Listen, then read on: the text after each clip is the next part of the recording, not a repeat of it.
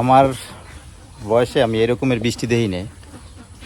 একটানা প্রায় 8-9 দিন বৃষ্টি হইতে আছে, এখনও কিন্তু বৃষ্টি হইতেছে, পিড়ি পিড়ি পড়তে আছে। তা আমি আমার জীবনে এরকম বৃষ্টি দেখি না যে একটানা পর পর এতদিন বৃষ্টি। আসসালামু আলাইকুম, আশা করি সবাই ভালো আছেন। আলহামদুলিল্লাহ আমরা অনেক ভালো আছি। তো এই বৃষ্টির কারণে আমার এই যে কুড়েঘরটা একেবারে ভিজে সব তছনছ হয়ে গেছে। এই যে চুলা, এই যে দেখেন কি অবস্থা, সব ভিজে একেবারে চুপচুপ পেয়ে গেছে। এতে রান্নার মতো এখন পরিবেশ নাই, রান্না করতে পারবে না, কারণ সব ভিজে গেছে একেবারে। আর এই জন্য মা আজকে এই জায়গায় রান্না করতে পারে না, রান্না করতে হয়েছে ঘরের ভিতরে। ঘরে যে ওষে আছে, ওষে রান্না বান্না করবে আজকে, কারণ এই জায়গায় রান্না করতে অনেক কষ্ট হয়ে যাবে। কারণ ভিজে গেছে তো, রৌদ্রু বা না উঠলে, এগুলো না শুকাইলে আজকে রান্না করতে পারবে না। মানে রৌদ্রু যতদিনে না উঠবে, এই চুলা যতদিন না শুকাইবে ততদিনে আর এই জায়গায় রান্না করতে পারবে না। এই পরিবেশ এখন নাই, কারণ ভিজে সব শেষ। আর আমার ঘর উঠানোর সময় একটু ভুল হয়েছে, এই যে চালটা দিছি না, এই চালটা একটু যদি সামনে বাড়াই দিতাম, এই পর্যন্ত দিতাম, এক হাতের মতো বাড়াইলেই হইতো। এক হাত বাড়াইয়ে এরপরে যে খুঁটি যেগুলো দিছি, বেড়া, এগুলো আর একটু এক হাত সামনে আগিয়ে দিলে তাহলে ভিতরে জায়গা হইতো, তাইলে পানিটা পড়তো না। আর এখন মনে করেন এই চুলো একেবারে এই যে পিয়ের কাছাকাছি, এই যে কাছাকাছি, এই জায়গায় পানি পড়লে সব সিটটা ওই জায়গা ভিজে যায়। এই জন্য এটা বানাইছি সালা কাট দিয়ে, এটা দিয়ে ডাকিয়ে রাখি, কিন্তু তাতে তো কোনো কাজ হয় না। ওই যে পানি পড়িয়ে ভেজে না, এই বালুর কারণে বালুতে সব পানি ভিতরে টানিয়ে নিয়ে যায়, এই জন্য মনে করেন সব ভিতরে একেবারে ভিজে যায়। এই জন্য বৃষ্টি হইলে, প্রচুর বৃষ্টি হইলে, হালকা পাতলা বৃষ্টি হলে সমস্যা নেই, 1-2 দিন হইলে, কিন্তু একটানা বৃষ্টি হয়েছে তো অনেক দিন, এই জন্য একেবারে পুরোপুরি ভিজে গেছে। এই জন্য রান্নার কোনো পরিবেশ নেই এই জায়গায়। এই জন্য আজকে মনে হয় মায়ের ঘরের ভিতরে রান্না করবে। তো আজকে কী কী রান্না করে চলেন দেখাই। আর এই 2 দিন আমিও বাড়িতে ছিলাম না, আমি গেছিলাম বরিশালে গেছি। দেখুন যে কাঁঠাল পারছি, তো কাঁঠাল পাই রাখছি বাড়িতে, প্রায় 2-3 দিন রাখছি ফ্রিজের ভিতরে, তো একেবারে পাকি গেছে। হয়তো গাছ পাকা কাঁঠাল আরও বেশি পাকি গেছে। এই জন্য এই বৃষ্টির মধ্যেই সেদিন রাত্রে আমি ভিজে গেছি বরিশালে। তো বরিশালে যাইয়ে তারপরে কালকে রাত্রে আবার আসছি, এসে দোকানদারি করছি, করার পরে বাড়িতে আসলাম।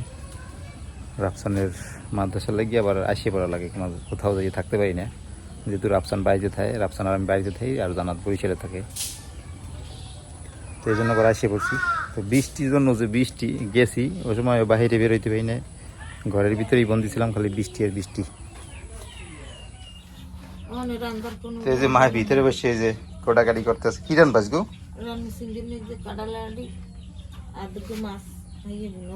কি মাছ? কালদই মাছ। ও, কালদই মাছ ভুনা করবে আজকে। আর এই যে কাঁঠালের বিচি, এই যে দেখেন কাঁঠালের বিচি খুঁজে এনেছে, মানে ছোলা সারাই এনেছে, এগুলো চিংড়ি মাছ দিয়ে রান্না করবে। এই কিছুক্ষণ ভিজেই রেখে দিলে এরকমের পরে ইসে ওই পাড়ায় ঘষ পানা, ওই ইসে কলপরে ঘষলে এগুলো উঠে যাবে, যে উপরে যে পাতলা পাতলা এই যে আবরণটা আছে, এটা পরে একেবারে সাদা হয়ে যাবে উঠে।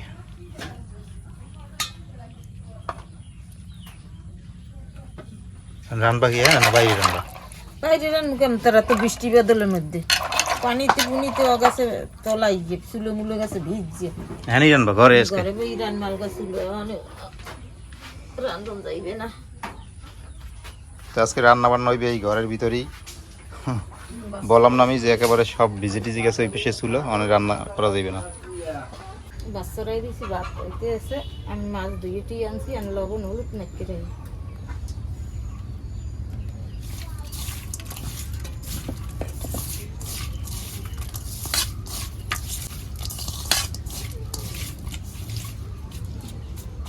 ডগরি মাছের কল্লা আইয়ে ভাজি করবো। ডগরি মাছের কল্লা লইছো? হ্যাঁ, এই খাও তুমি? এই ভাজি করবো, পুরাও খাবে ইয়ে নেই, খাও না খাবে ইয়ে নেই। ডগরি মাছের কল্লা দেখি এনে ভাজি কেমন তারা। ডগরি মাছের কল্লার কাটতে কাটতে দিয়ে হালাইয়ে এই কল্লাগুলো রাখছে জমাইয়ে। ছোটা লাই দিছি, দাঁত নাই, না খালি তেলের উপরে টাইলে দিয়ে মুসমুসেই খাইবে। কাঁঠালে আডি গসতে আমি কিছুই 2 চুলায় রান্না হইতেছে দেখেন।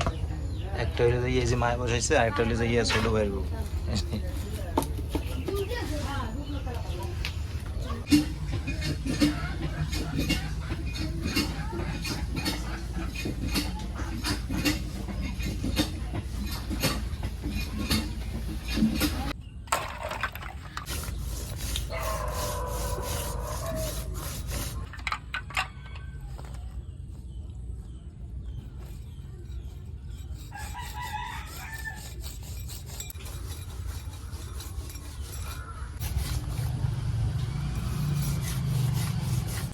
তারপরে মানে বিচিগুলো গচ্ছে মিচ্ছে ধুয়েটি আনছি আর কাটতে নিয়ে আসতে গেছি এর ভিতরে হানবে না কিছু সত্যি পাশে বসে দেখ তেল দিয়ে দেই মাছটা ভাজা দেবো তেলটা গরম হয়ে গেছে মাছটা ছাড়িয়ে দেই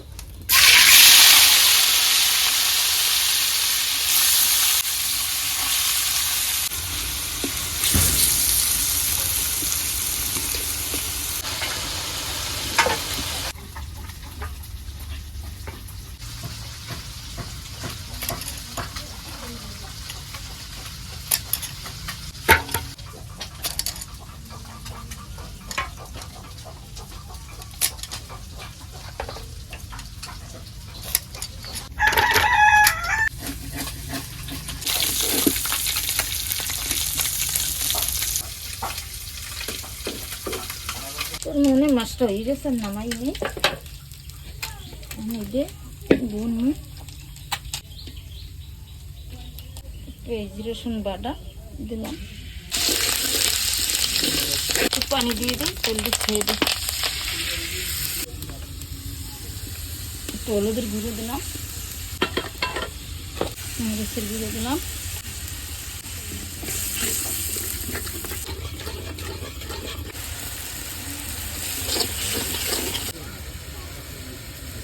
মশলাটা কষে নিয়েছি একটু দুধ দিয়ে দিলাম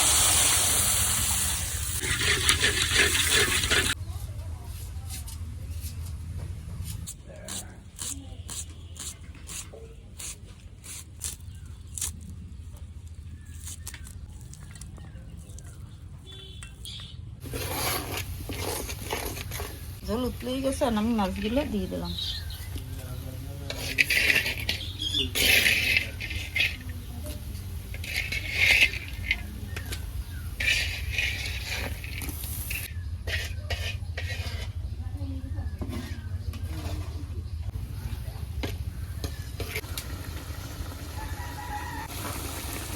মাছ হয়ে গেছে মাছটা আমি দিই নেই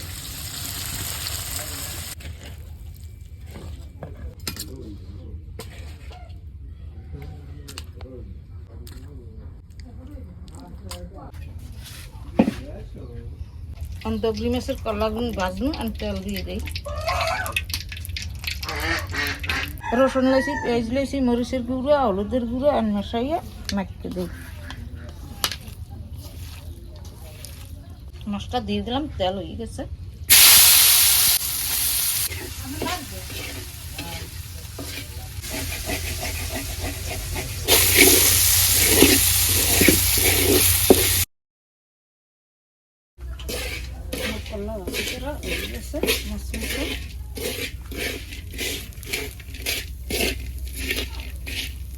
ভাজলাম দুই মাসের কল্লা এরকম বাড়িতে সবাই খাইবেন খুব মজা মজা সবজি এখন কাটালে বেশি এই রান্না পাহাড় দিয়ে দিলাম কড়াই কড়াই গরম হয়ে গেছে তেল দিয়ে দেয়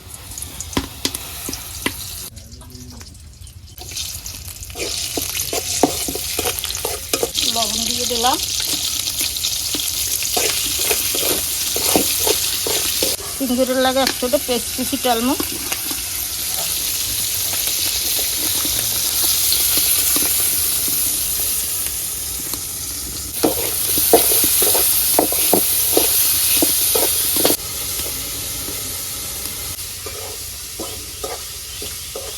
পানি দিয়ে দিই হলুদের গুঁড়ো দিলাম মরিচের গুঁড়ো দিলাম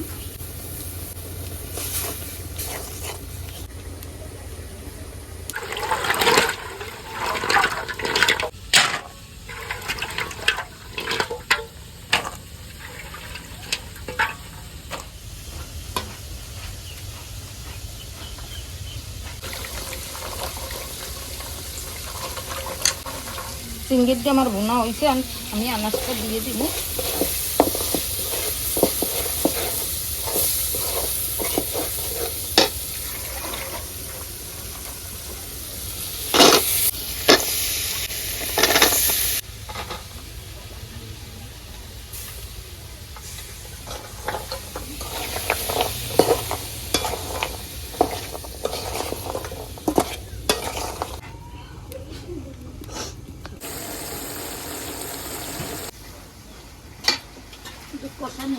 একটু জোর দিয়ে দিন, কষানো হয়ে গেছে তরকারি, একটু জোর দিয়ে দিই।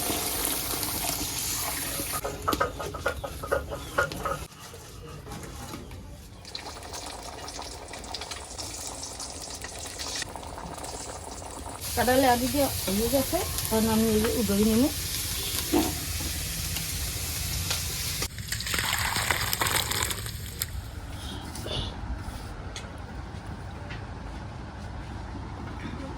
লো ভাতের মধ্যে লাও। আলহামদুলিল্লাহ আমরা দুপুরে খাবার খাইতে বসলাম। তো কি রান্না হলো তো দেখলেন, এখানে চিংড়ি মাছ দিয়ে কাঁঠালের বিচি, এটা কি মাছ মা? কালদই মাছ, কালদই মাছ, তারপরে এই জায়গা আছে এই যে মাছের মাথা, এই মাথা কিরকম করছে দেখেন অবস্থা, একদম কুরকুরে বানিয়ে ফেলেছে মা।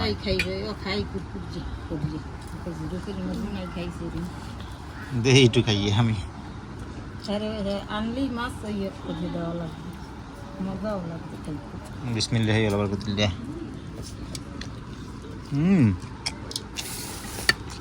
না মজা হয়েছে, সুন্দর তো টাকা। ডগরি মাছের মাথা আসলে এই মাথা মায় করছি দেন, কত সুন্দর করে এবার ভাজি করছে, খাইতে তো মজাই লাগে। যে সময় এটা প্রস্তুত করতেছে ওই সময় আমি বলছি যে না এই মাথা মানুষে খায়, আমি বলি না খুবই সুন্দর লাগে।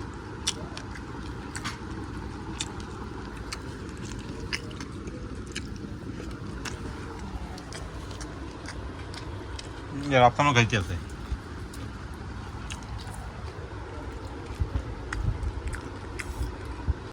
মাছ দিয়ে খাওয়া শেষ করলাম, এখন একটু এই যে কাঁঠালের বিচি নেই। কাঁঠালের বিচি আমার অনেক পছন্দ, অনেক মজা লাগে খাইতে এরকমের কাঁঠালের বিচি।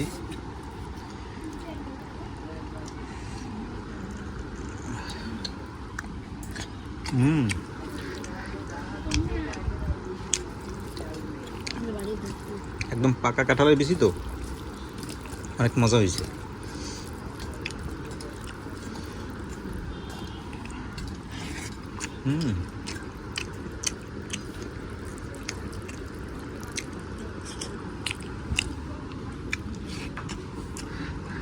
সেই স্বাদ হয়েছে।